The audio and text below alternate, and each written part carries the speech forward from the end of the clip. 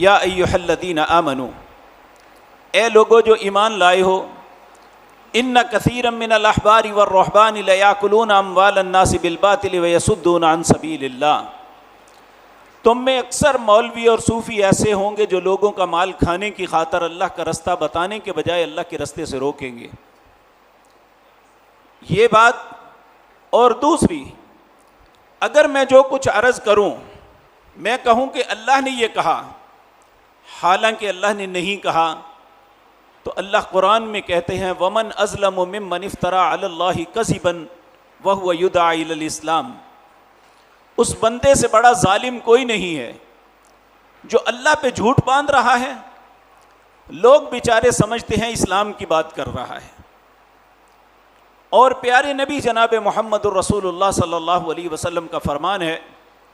آپ نے فرمایا من کذب